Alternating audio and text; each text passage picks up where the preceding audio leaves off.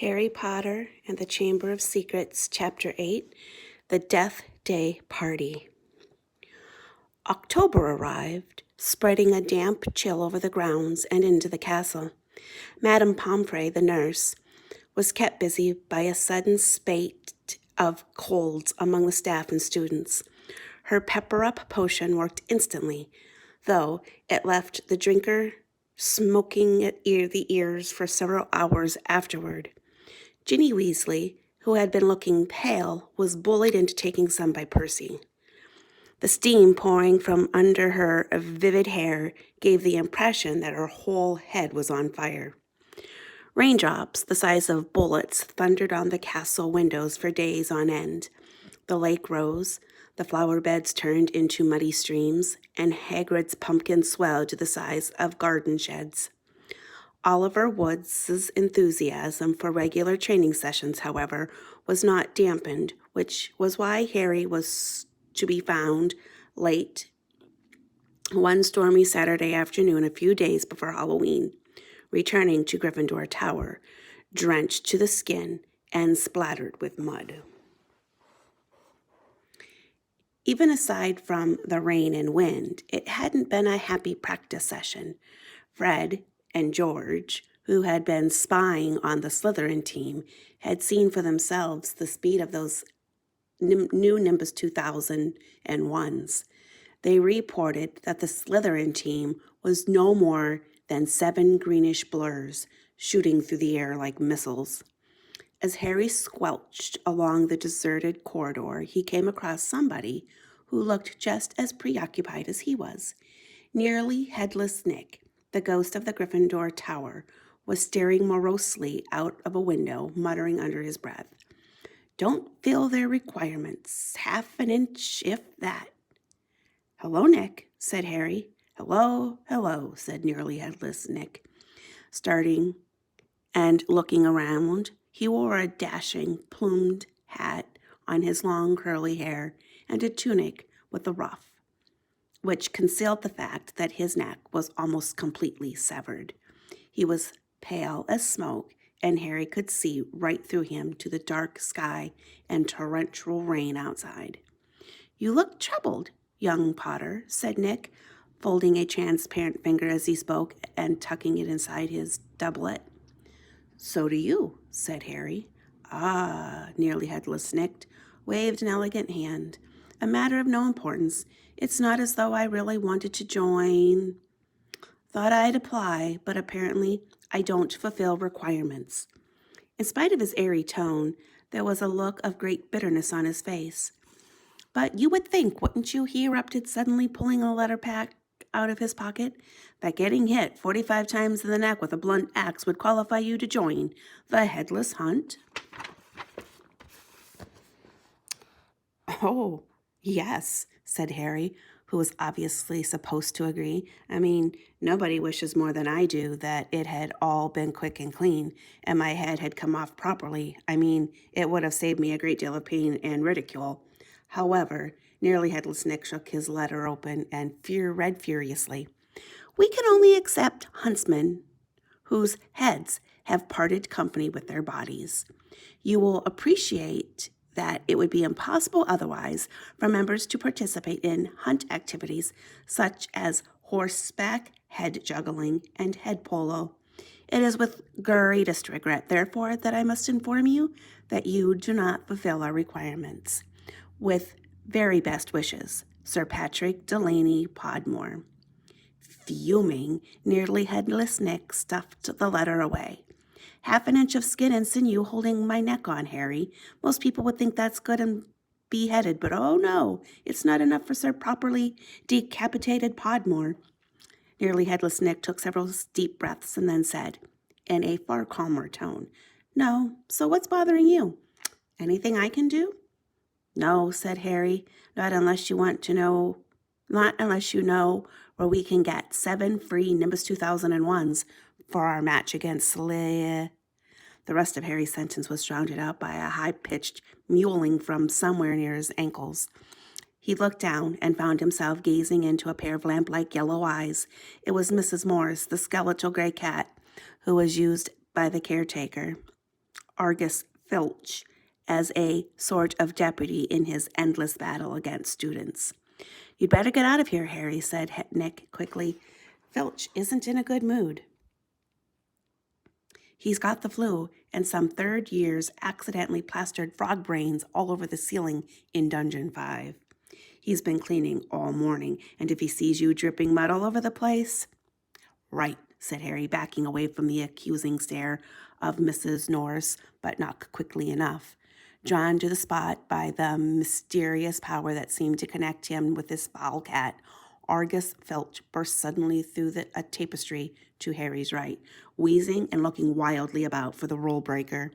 There was a thick tartan scarf bound around his head, and his nose was unusually purple. "Filth!" he shouted, his jowls a-quiver, his eyes popping alarmingly as he pointed at the muddy puddle that had dripped from Harry's Quidditch robes. "Mess and muck everywhere! I've had enough of it, I tell you. Follow me, Potter." So Harry waved a gloomy goodbye to nearly headless Nick and followed Filch back downstairs, doubling the number of muddy footprints on the floor. Harry had never been inside Filch's office before. It was a place most students avoided. The room was dingy with windowless, lit by a single oil lamp dangling from the low ceiling. A faint smell of fried fish lingered about the place. Wooden filing cabinets stood around the walls. From their labels, Harry could see that they contained details of every pupil Filch had ever punished. Fred and George Weasley had an entire drawer to themselves. A highly polished collection of change and manacles hung on the wall behind Filch's desk. It was common knowledge that he was always begging Dumbledore to let him suspend students by their ankles from the ceiling. Filch grabbed a quill from a pot on his desk and began shuffling around, looking for parchment.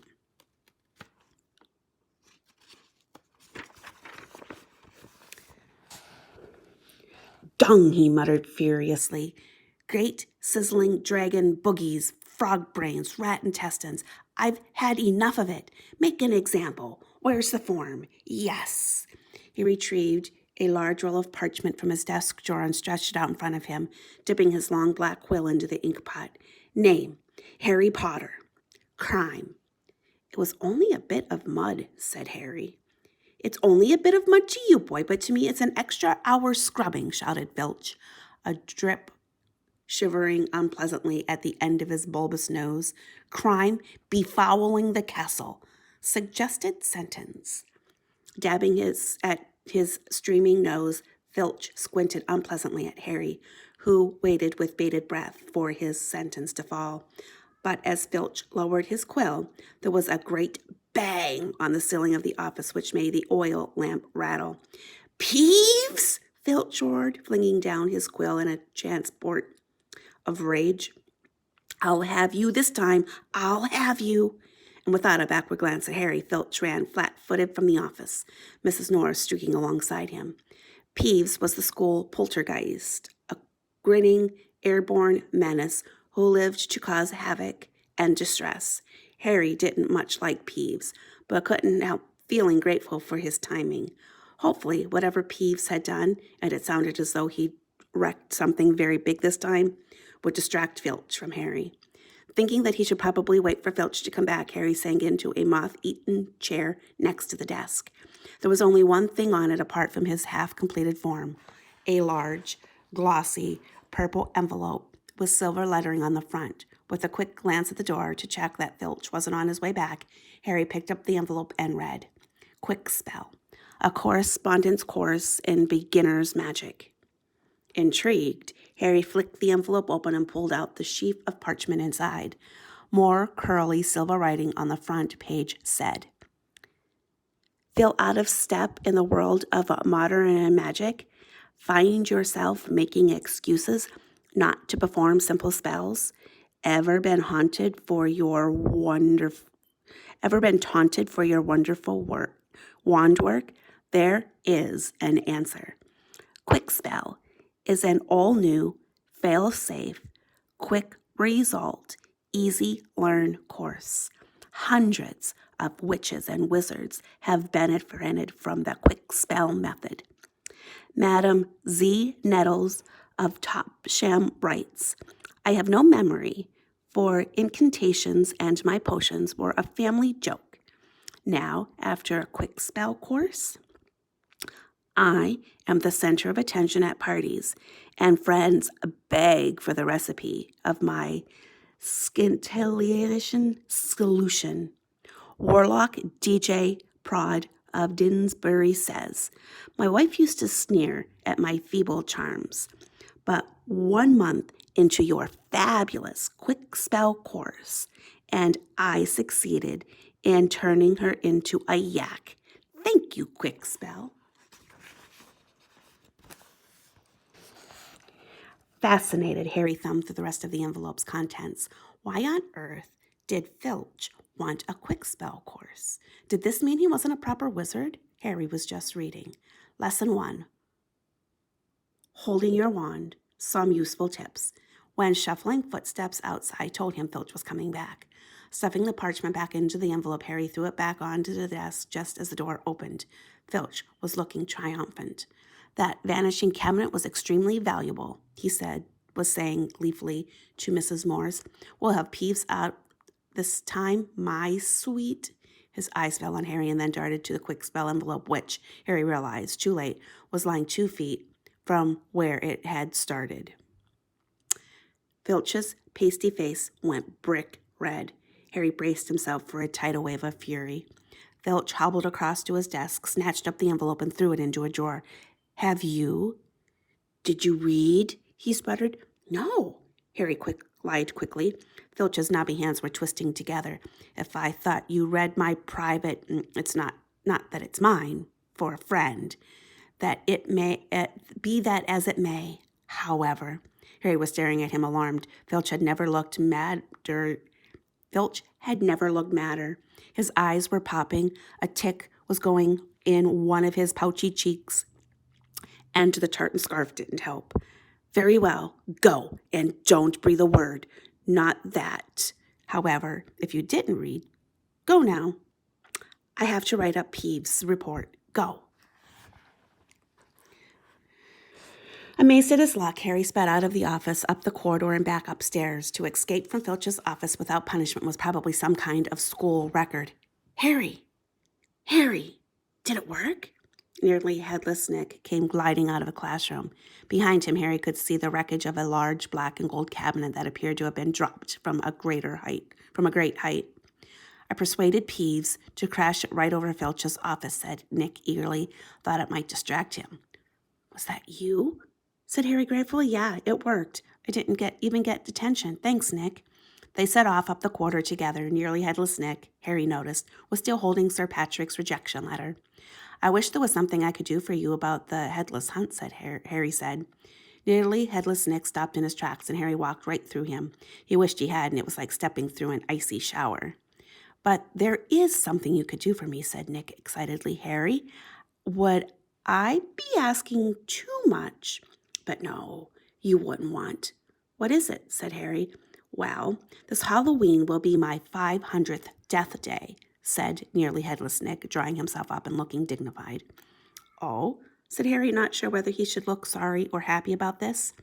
Right. I'm holding a party down in one of the roomier dungeons. Friends will be coming from all over the country. It would be such an honor if you would attend. Mr. Weasley and Miss Granger would be most welcome too, of course, but I dare say you'd rather go to the school feast? He watched Harry on tender hooks. No, said Harry quickly. I'll come. My dear boy, Harry Potter at my Deathday Party? And he hesitated, looking excited. Do you think you could possibly mention to Sir Patrick how very frightening and impressive you find me? Of course, said Harry. Nearly Headless Nick beamed at him. A Deathday Party? Said Hermione keenly. When Harry had changed at last and joined her and Ron in the common room. I bet there aren't many living people who can say they've been to one of those. It'll be fascinating. Why would anyone want to celebrate the day they died? Said Ron, who was halfway through his potions homework and grumpy. Sounds dead depressing to me.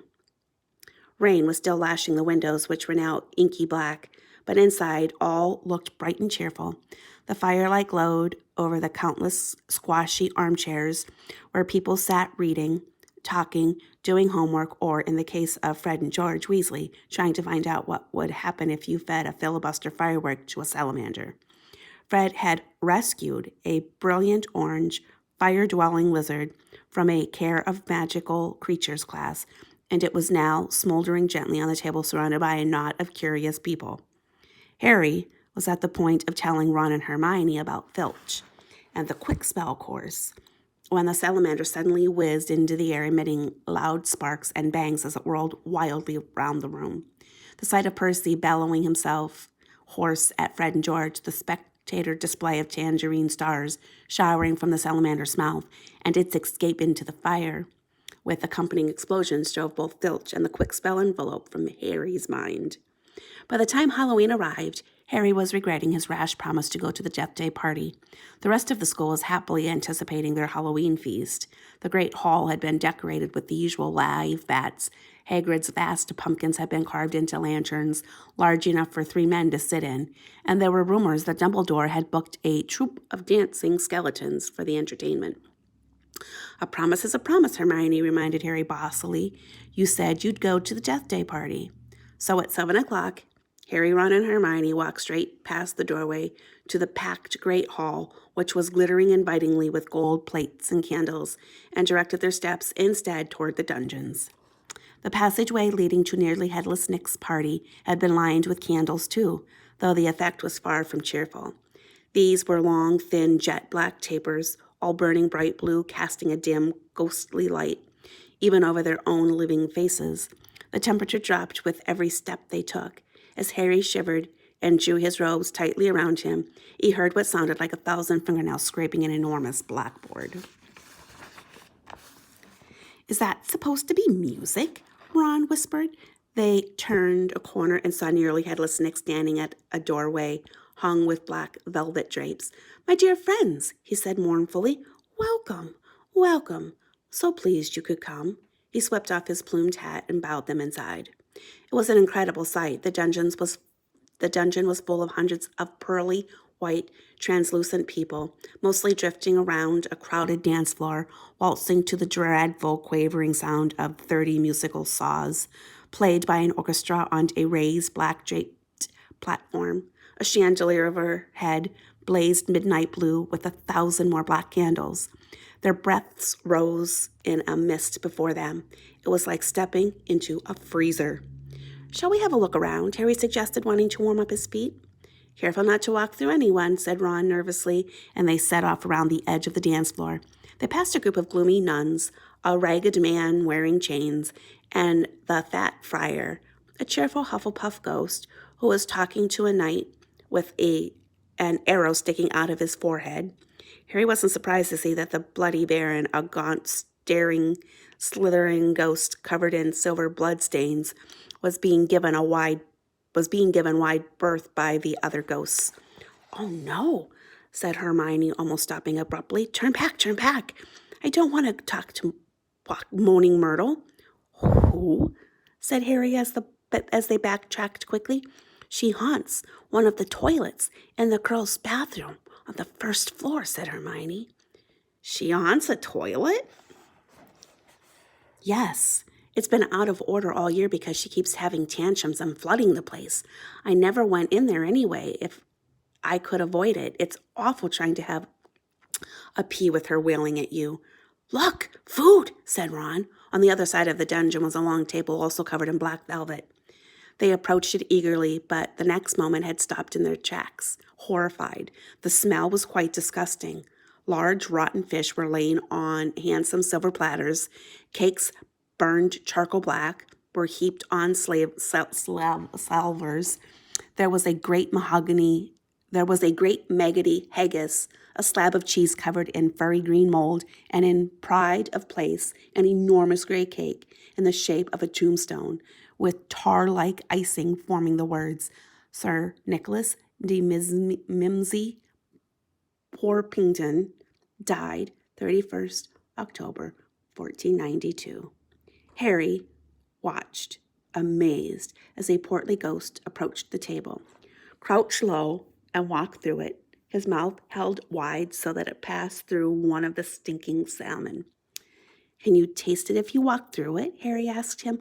Almost, said the ghost sadly as he drifted away.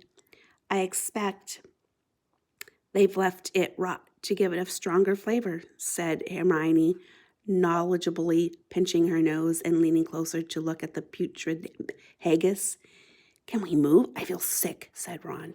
They had barely turned around, however, when a little man swooped suddenly from under the table and came to a halt in mid-air before them.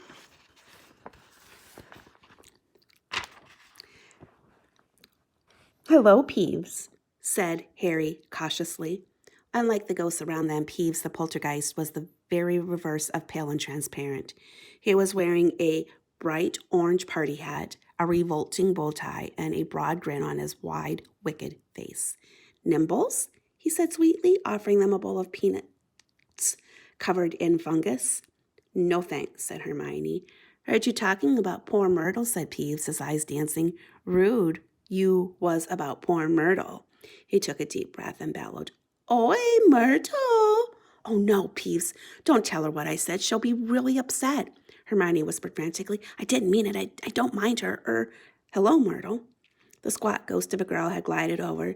She had the gloomiest face Harry had ever seen, half hidden behind lank hair and thick, pearly spectacles.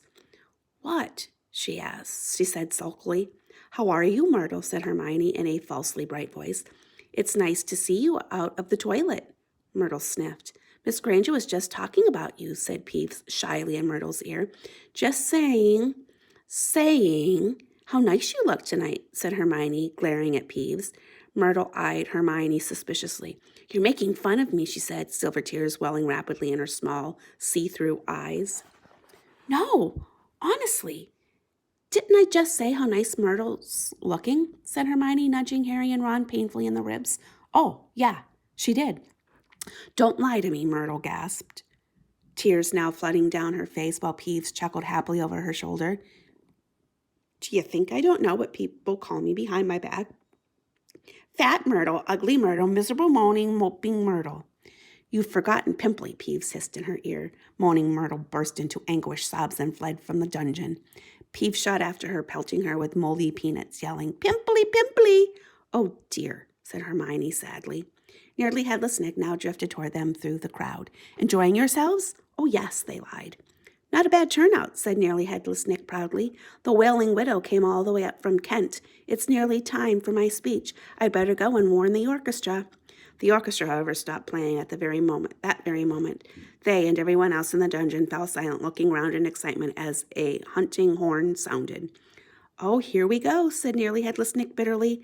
Through the dungeon wall burst a dozen ghost horses, each ridden by a headless horseman. The assembly clapped wildly. Harry started to clap too, but stopped quickly at the sight of Nick's face. The horses galloped in the middle of the dance floor and halted, rearing and plunging. At the front of the pack was a large ghost who held his bearded head under his arm, from which position he was blowing the horn. The ghost leapt down, lifted his head high in the air so he could see over the crowd. Everyone laughed, and strode over to Nearly Headless Nick, squashing his head back onto his neck. Nick, he roared, how are you? Head still hanging in there? He gave a hearty cough and clapped Nearly Headless Nick on the shoulder. Welcome, Patrick, said Nick stiffly. Livens 'em, said Sir Patrick, spotting Harry, Ron, and Hermione, and giving a huge fake jump of astonishment so that his head fell off again. The crowd howled with laughter. Very amusing, said Nearly Headless Nick darkly. Don't mind Nick, shouted Sir Patrick's head from the floor. Still upset we won't let him join the hunt. But I mean to say, look at the fellow. I think, said Harry hurriedly at the meaningful look from Nick, Nick's very frightening and, ha, yelled Sir Patrick's head. Betty asked you to say that. If I could have everyone's attention, it's time for my speech, said Nearly Headless Nick loudly, striding toward the podium and climbing into an icy blue spotlight.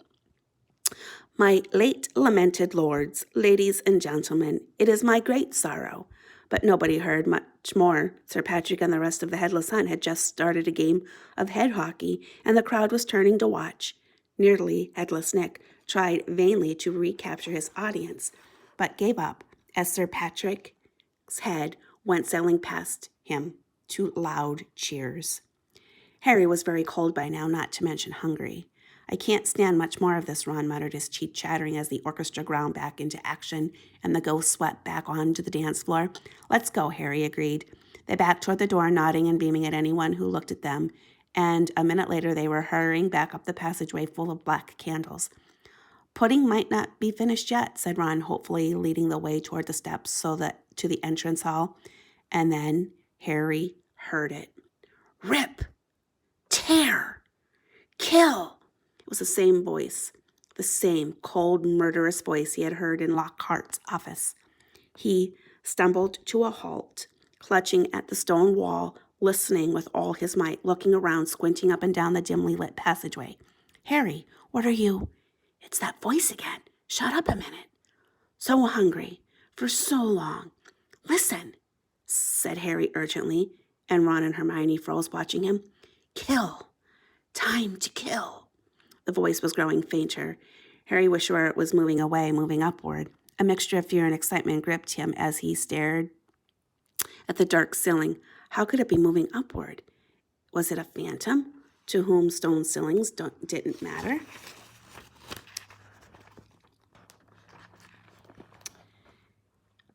This way, he shouted, and he began to run up the stairs into the entrance hall.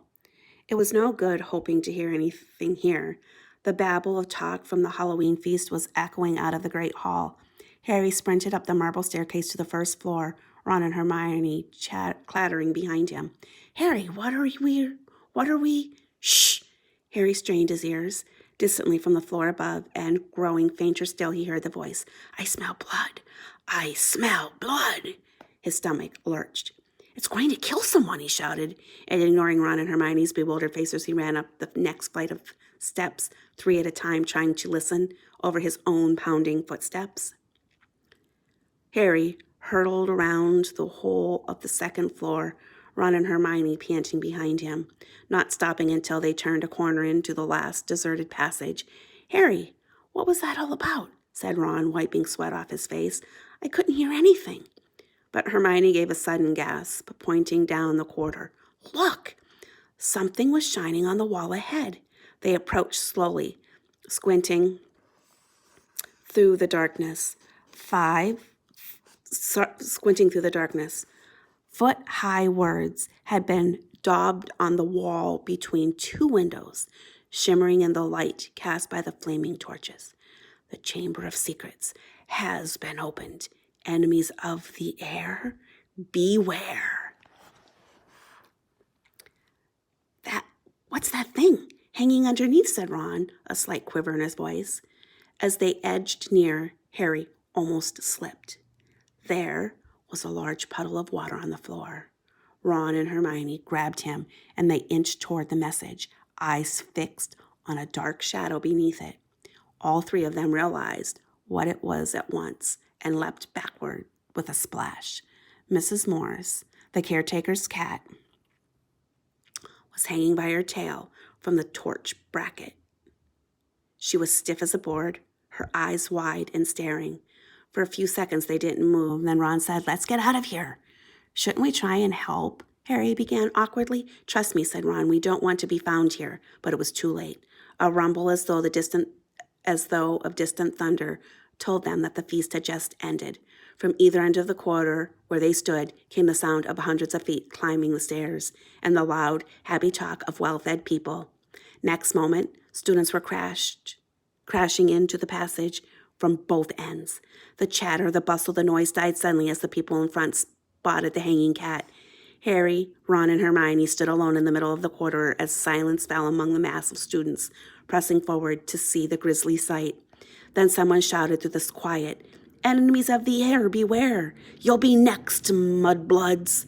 It was Draco Malfoy. He had pushed to the front of the crowd, his cold eyes alive, his unusually bloodless face flushed as he grinned at the sight of the hanging, immobile cat.